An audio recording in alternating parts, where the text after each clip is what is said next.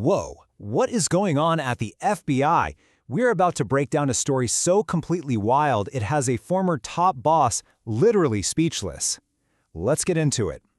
So here's the tea. A former FBI deputy director is going on national TV and just torching the current FBI director for how he acted during a massive murder investigation. You can't make this stuff up. And that's Andrew McCabe, okay? The guy who used to be the #2 at the entire bureau. Dumbfounded is, well, it's a pretty intense word coming from someone who has seen everything. So what on earth did the current director, Kash Patel, do to get this kind of reaction? Let's dive in and figure it out. And hey, before we do, if you love getting the story without the fluff, go ahead and smash that like and subscribe button. Okay, first things first, we have to set the scene.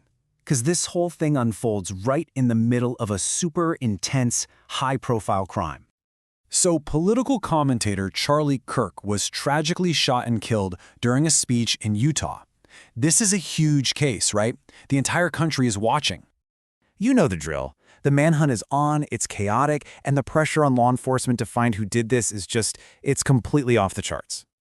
So right in the middle of all this chaos, what does the director of the FBI decide to do? He decides to take a little trip. Yep, you heard that right. Kash Patel hops on a plane and flies directly to Utah, right into the middle of an active investigation.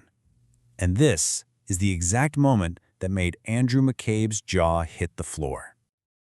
According to McCabe, the FBI director showing up at a live crime scene is pretty much the last thing anyone wants or needs. It doesn't help.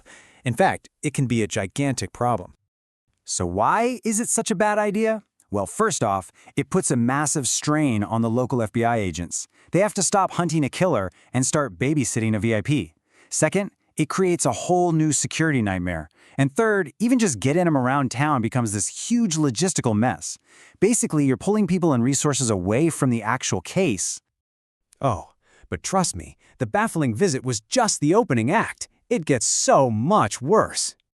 So while he's in Utah, Patel's team puts out this big announcement on X, formerly Twitter.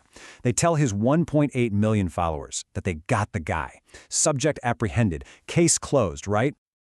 Not so fast.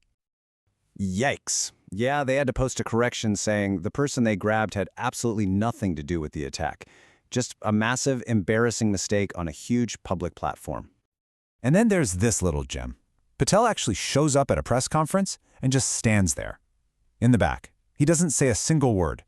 McCabe points out that if you absolutely have to be there, the bare minimum, the absolute least you can do is thank your agents and the local police for their hard work. Patel? Radio silence. Which brings us to the big, flashing, billion-dollar question that has the former deputy director totally confused. And that's the final take from McCabe. I mean, think about it. When the former #2 guy at the FBI says he can't even begin to guess what the strategy was, it probably means there wasn't one. The whole thing just left him completely stumped. So that's what we're left with. Was this just a series of rookie mistakes from the top cop in the country? Or was there maybe some other reason for all these truly bizarre choices? Seriously, what's your take? I really want to know. Drop your theories down in the comments below. And hey, if you love this breakdown, don't forget to hit that like button and subscribe for more explainers that cut right through the noise. I'll see you in the next one.